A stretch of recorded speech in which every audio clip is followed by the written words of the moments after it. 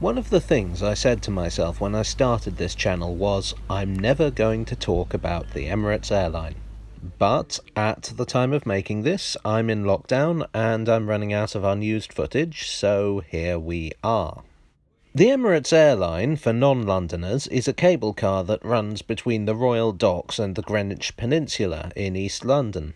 It was opened in 2012 and advertises itself as offering a unique view of London, which I suppose is technically true, although I'm not clear how many tourists were clamouring to see, e.g. the Tate and Lyle sugar refinery.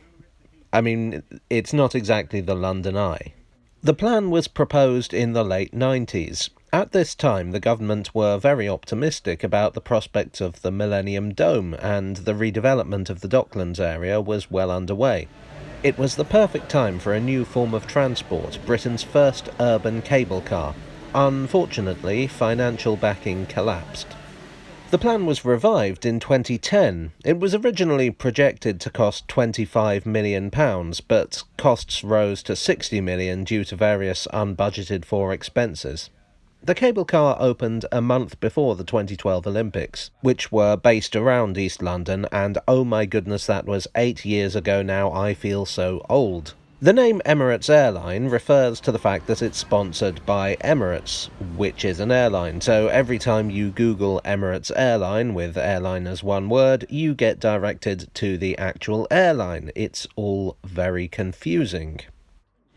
I've mentioned in the past that I'm not hugely enamoured of transport links and stations that take sponsors' names, and this is no different. Mind you, it could have been worse.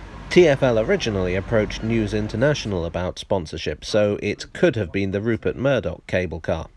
Here's Rupert Murdoch with his wife Jerry Hall, who I'm sure married the elderly billionaire for his personality.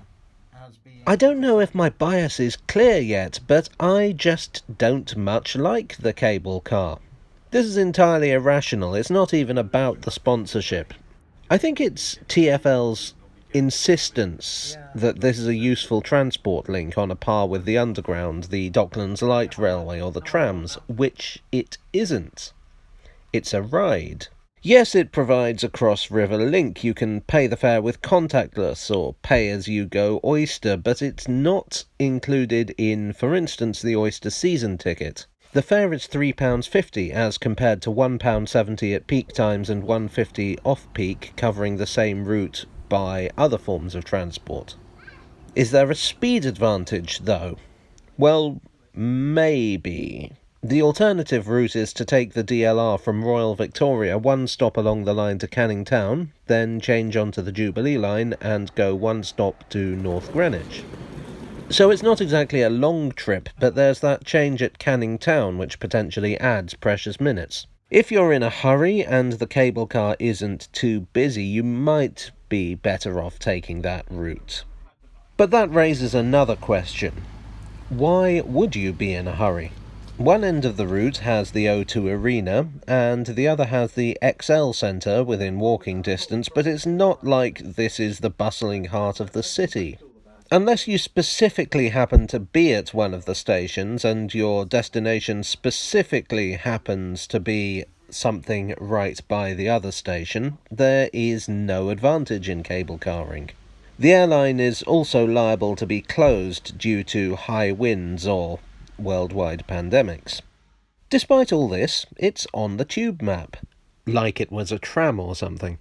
So that's the Emirates airline. If you want a ride that's exciting but not too exciting over a heavily industrial part of London that's a long way from the tourist hotspots, then knock yourself out. But let's not act like this is a legit transport link. Or maybe I'm just bitter because TfL has no love for the Millennium Inclinator.